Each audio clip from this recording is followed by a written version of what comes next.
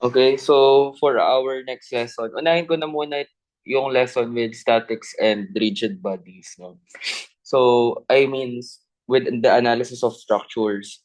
So, before we start with naming the two analysis of structures, which is method of joints and method of sections, tandaan muna natin this one, ito, which is, kailangan tandaan nyo to lagi, that tension away siya dun sa point. Let's say this point A.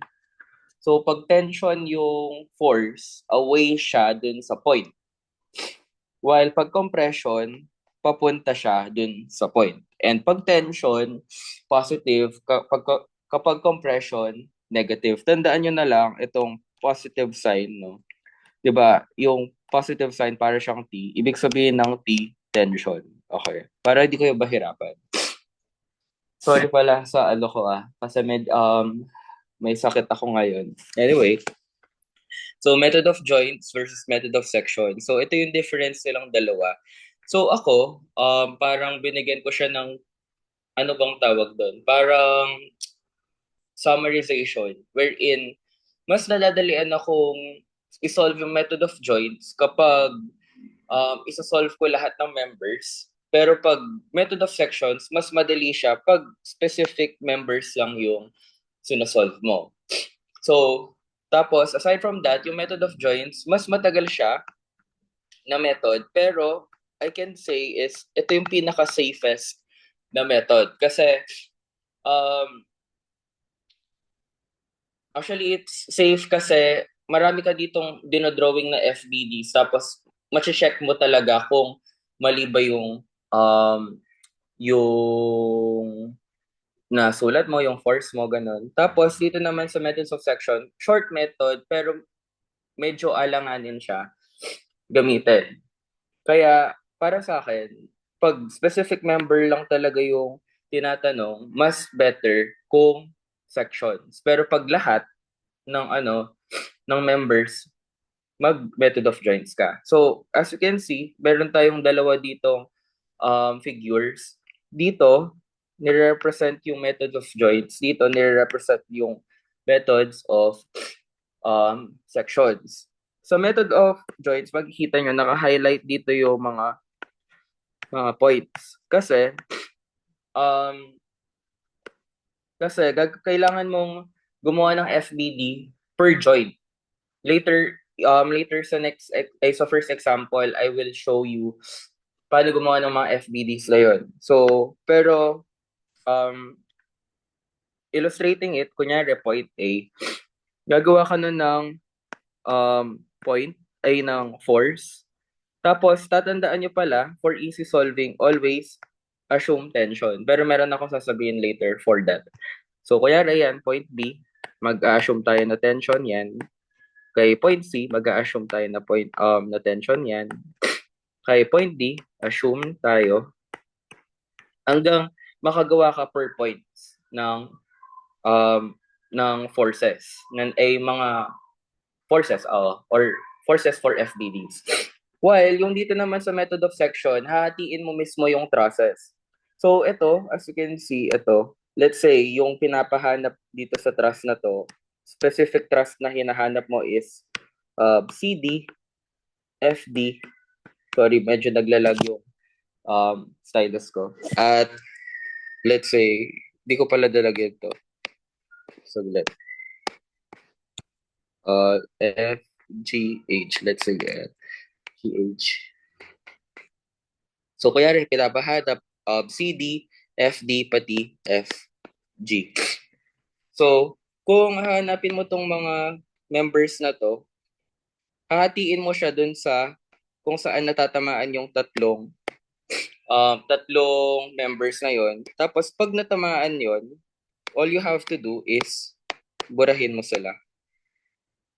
Tapos, pag nabura mo na yan, you have to assume that yung natitirang members na to, which is yung CD, yung FD, pati yung FG are external forces. Dito na pumapasok yung parang isang method ko para sa akin mas madali siya. Kasi 'di ba dito sa methods of joints, lagi tayong nag-a-assume na tension. Pero dito kasi sa sa methods of section, parang mas masasabi ko na mas madaling mag-assume pag compression siya. Bakit? Kasi 'di ba nga tatanggalin mo tong part na 'to. Pag tinanggal mo yung part na 'yan, we will assume this is an external force. Parang mas madali lang sa akin na tumatama yung mga forces dun sa mismong point kaysa naman pa-away siya. Parang mas madaling i-visualize kasi pag nakaganyan parang ang pangit niyang tignan. Pero of course, nakadepende pa rin naman yan sa methods nyo. Pero para sa akin, kung kung methods of sections, parang mas madaling mag-assume kapag compression. Tapos pag joints, tension. Pero let's see later on how we will solve methods of sections. Kung gagamit ba ako ng compression, kung gagamit ba ako ng tension. Tapos, dito sa methods of joints, usually yung lumalabas at ginagamit dyan, Fx at Fy. This just an observation, no? Tapos, pag methods of sections, usually ginagamit dyan summation of moment. So, ayun lang. Ngayon, let's start with the first problem. So, sa first problem natin, sabi niya, a truss of 10 meters span consists of 7 members. Ayan, 7 members. Bilangin natin. 1, 2, wait lang. Sorry, pangit. So, bilangin natin. 1, 2, 3, 4, 5, 6, 7. So, they are 7 members. Each 7 members each. A truss of 10 meters span consists of 7 members each with a 5 meters of length supported at its end and loaded as shown. Determine all the members and state if tension or compression. So, susulat muna natin, of course, yung required, di ba? So, yung required natin, dapat 7 members. So, unahin natin, ito, AB, BC, CD, ED, AE, and BE. So, may kulang pa ba? Ito, CE. So, bilangin natin, 1, 2, 3, 4, 5, 6, 7. So, 7 members. Tapos, sabi niya dito, each 5 meters of length, lahat. Pare-pareho silang 5 meters of length. So, ayan, as you can see, nakalagay dito, 5 meter. Dito nakalagay 5 meters. Ayan, 5 meters, 5 meters, 5 meters. Pare-parehas lang sila ng length. So, kung anin mo niyan, since sabi nga, 5 meters of length lahat. Ibig sabihin nun, pati yung nasa loob, 5 meters rin sila. Pero wag ko na muna isasulat. Ngayon, kailangan daw kunin natin lahat to. Okay? Ngayon, gamitin natin yung formula. Tatandaan nyo, yung formula, lagi lang siyang Fx equals 0, Fy equals 0, at moment is equal to 0. Okay? Ngayon, we have to solve it na. Pag isa-solve natin to, tignan muna natin, may nakalagay dito RA at RD. 'Di ba? Nakalagay RA at RD. So, kailangan muna natin kunin si RA pati si RD. So, para makuha natin yan, let's use the summation formulas. So, Fx equals 0. Meron ba tayo, sige, using chat box, tingnan natin. Meron ba tayong reaction forces along the x-axis? Yes or no? Meron ba kayo nakikita na kulay blue na reaction force sa drawing? Yes or no? Utilize the chat box, please.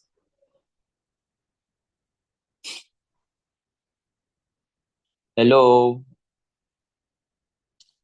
Meron kayo nakitang at reaction force at x-axis. At x-axis.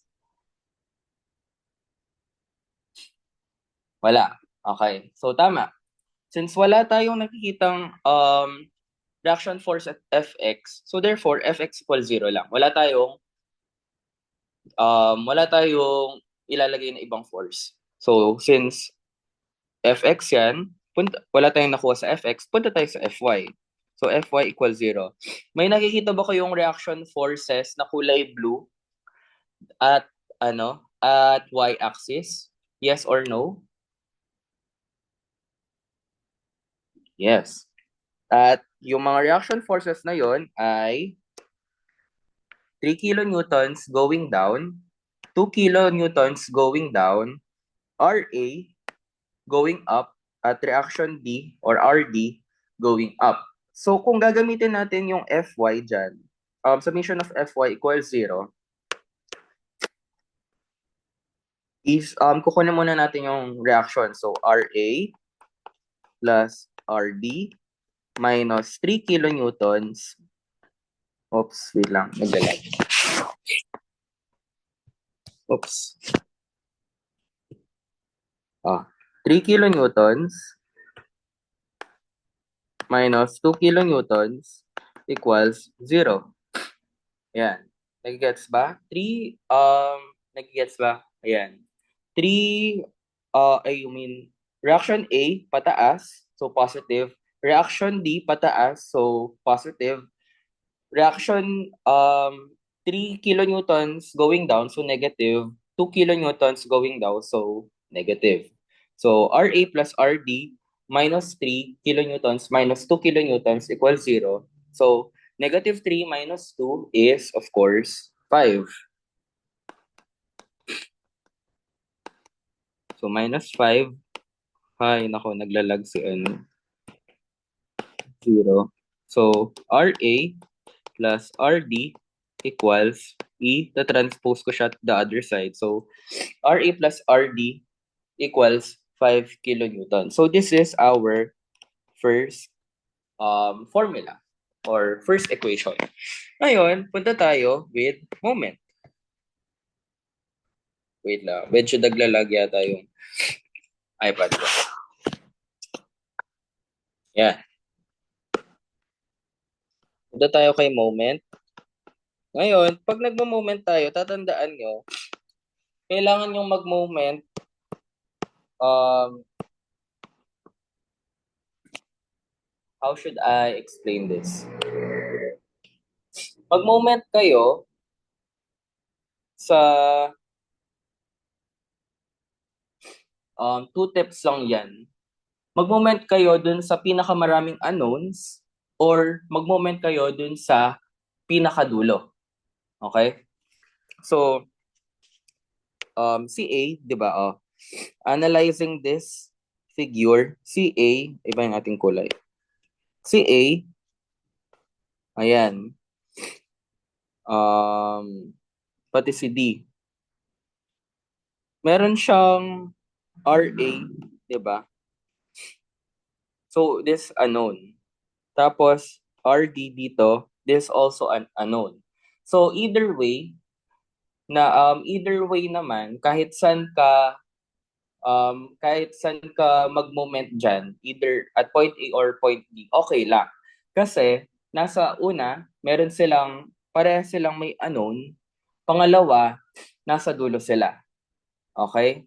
So, ngayon, ako, try kong mag-moment at A. No? Mag-moment ako at A. Tapos, lagi niyo tatandaan, pag mag-moment kayo or summation of moment, lagyan nyo ng subscript A. Tapos, para easy solving, dapat at counterclockwise, positive. No? Lagi nyo lagyan ng ganito para hindi na para mas maano nyo talaga. Parang ma-dictate nyo talaga na yung clockwise dun sa solution nyo is positive. Okay. pag magmo-moment at A ako,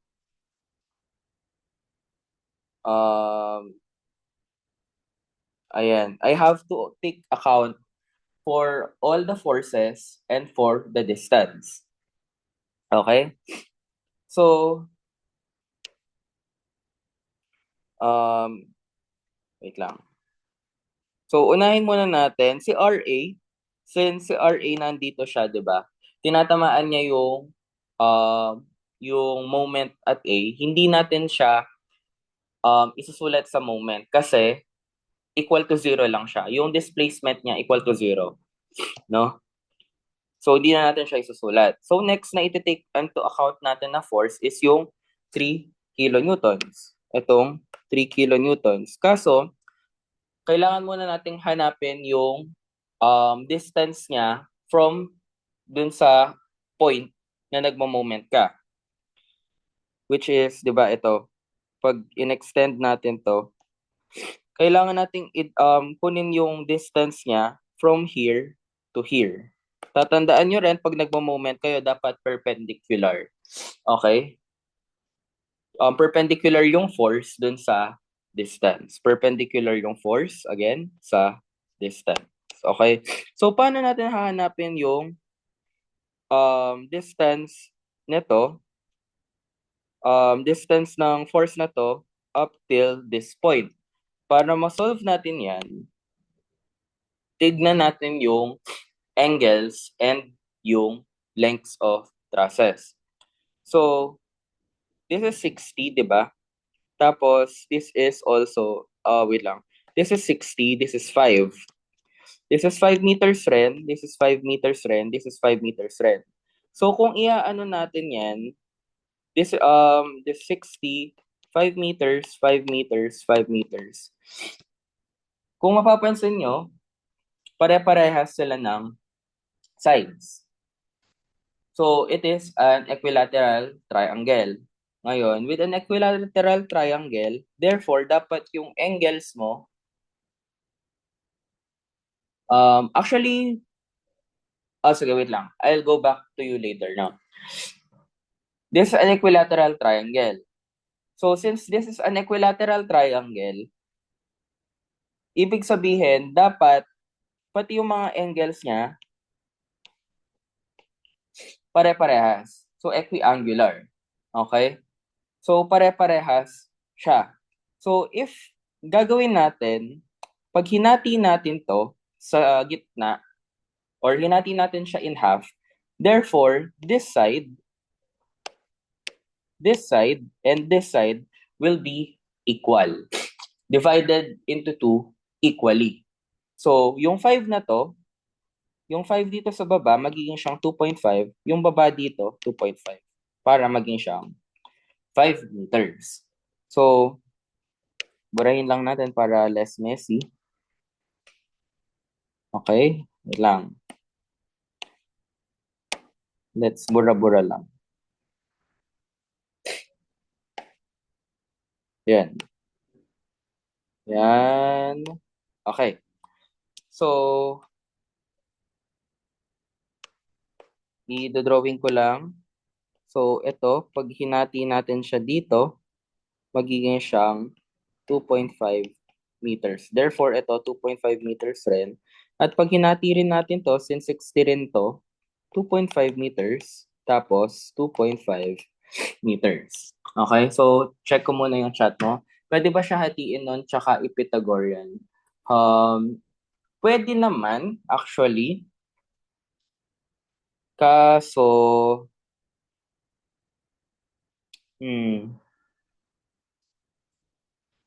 actually, pwede naman. Pwede mo naman siya i-Pythagorean. Kasi pag Pythagorean mo yan, yung magiging result mo is 5 meters tapos 60 degrees. Kaso, yung problem dito, kailangan mo pang gumamit ng sine and cosine. So, let's say this is x, this is y. Yan. Tapos, kailangan mo pang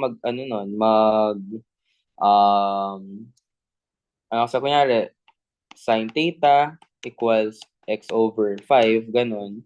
Tapos, sa opposite over hypotenuse, tapos 5 sine 60 equals x, tapos kukunin mo yung x. Tapos, pag nakuha mo yung x, pwede ka mag-Pythagorean. Kaso, mas matagal siyang process, di ba? Mas matagal siyang gawin. Pero kung i-analyze mo lang yung triangle na equilateral siya, tapos equiangular pa siya, hatiin mo lang, makukuha mo na yung, mahatiin mo lang yung triangle, tapos makukuha mo na um, yung distance or yung pagkakahati niya, yung length ng pagkakahati niya. Gets ba? Mas matagal lang siyang process, pero pwede naman. Hindi ko pwedeng gawin 2.5 yung sa x-axis. Pwede mo, pwede naman. Pwede naman. Kaso parang pag nag-Pythagorean ka pa, parang mas matagal pa siyang gawin. Pero pag hinati mo na lang siya sa gitna, tapos basically parang inanalyze mo lang siya na, ayun nga, na equilateral siya and equiangular triangle, pag hinati mo siya, 2.5, 2.5. Ganun lang. Okay? So, since na ano na natin, na-distinguish na natin yung parang distance niya from the moment, dun sa moment mo, which is moment at A, gagawin mo nun, um, mag-ano ka na, mag-moment ka na. So, mag-start ako mag-moment sa 3 kilonewton. So, gagamit ako ng ruler as a reference sa pag-moment. So, si 3 kilonewtons, yung si 3 kilonewtons, 'di ba, is at y-axis. Tapos yung distance niya is at x-axis. Ngayon, pag anuhin mo to, pag tatamaan mo yung force, pag tatamaan mo yung distance gamit yung force, ikot siya na pa clockwise. Tama ba? Pa clockwise ba to? Okay. Pa clockwise. Yan. Ikot siya na pa clockwise. So therefore, 3 kilonewtons times 2.5 plus. Ngayon, dito naman tayo sa 2 kilonewtons.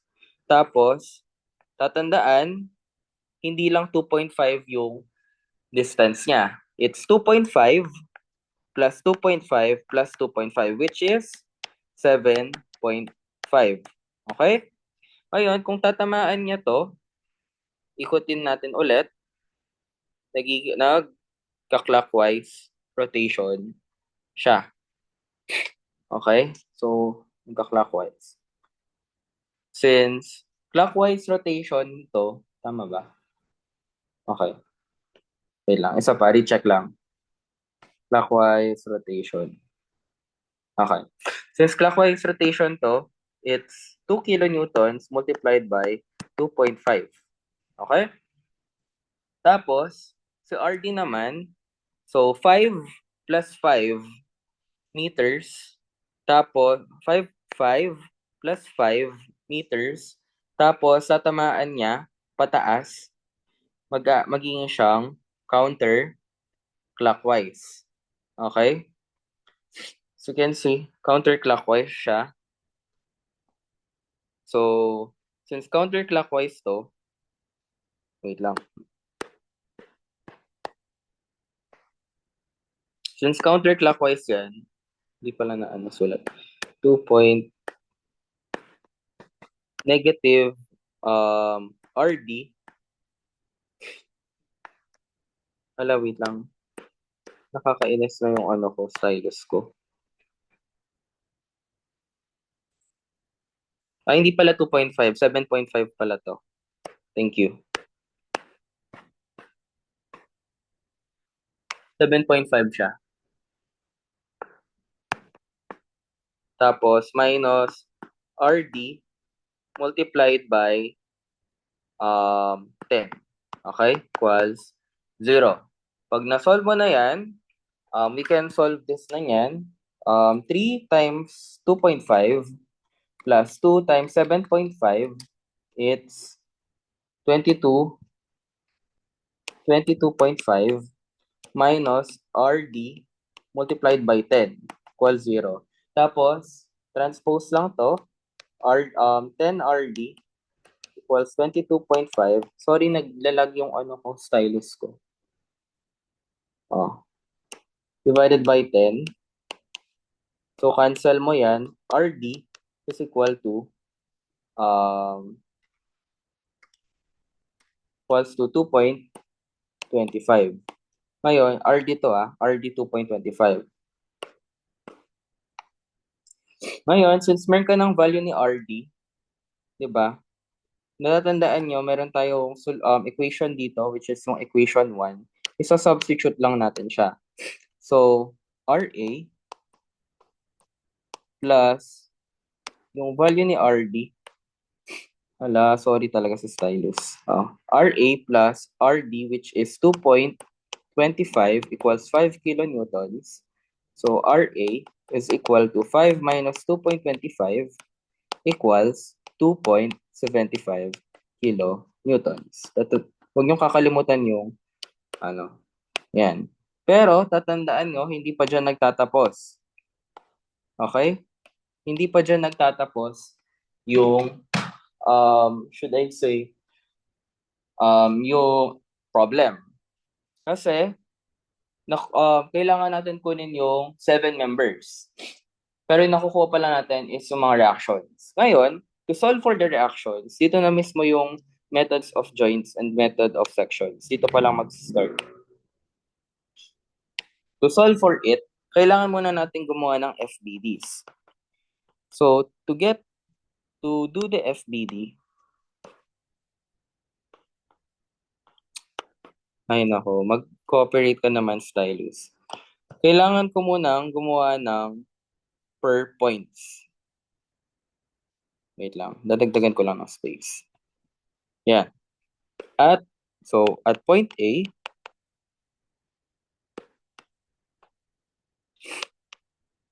wait lang. Wait lang. Naglalag yung stylus. Point A. So, at point A, ganito nun siya. Maggagamit ako ng methods of joints. Okay?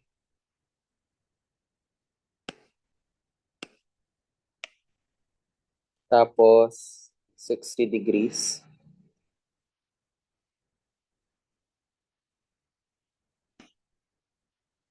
Ayan. Tapos, point A. Tapos, lahat, ayan makikita nyo, point A. Ayan. Point A. Ayan, ayan. Nasa yellow. Ayan. Tapos, ito take into account nyo rin yung naka-apply na forces sa kanya, which is yung RA. And alam naman natin that RA is, yung na-solve natin yung value ni RA is 2.75 kilonewtons. Tapos, B and E.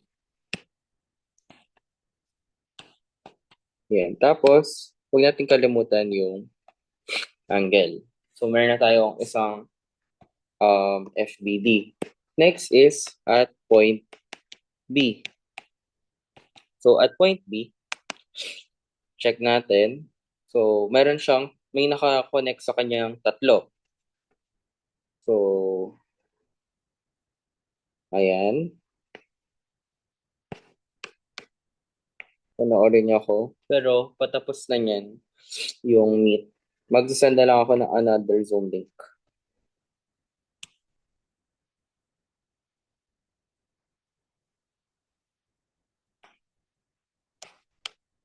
Joke lang, 60 pa lang.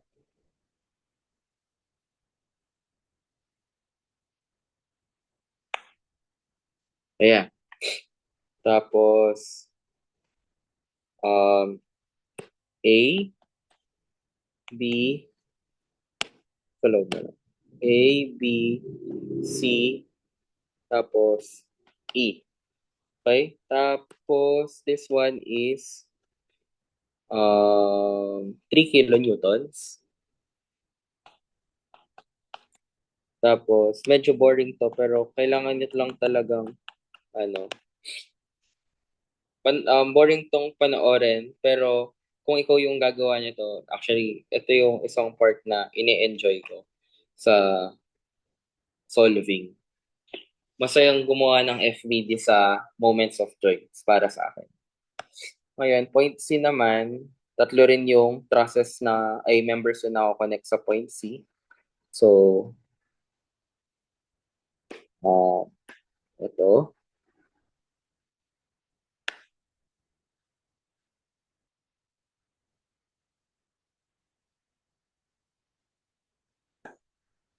Tapos, ayan. Tapos, point C, B, E, and D. A, B, C, D, E. Tapos, meron ditong 2 kilonewtons. Tatandaan nyo, ilalagay nyo lang yung mga forces na connect ha. Baka kasi kunyari, dito sa point A, maglagay rin kayo dito ng 3 kilonewtons. No. Dapat, yung ilalagay nyo lang yung forces na tumatama dun sa point. And clearly, hindi naman tumatama yung 3 kilonewtons dun sa point A. So, huwag nyo ilalagay. Okay? Sige. Last,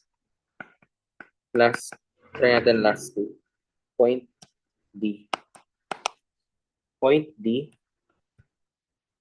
So, dalawa, tapos may isang external force. Tapos, 60. Yan.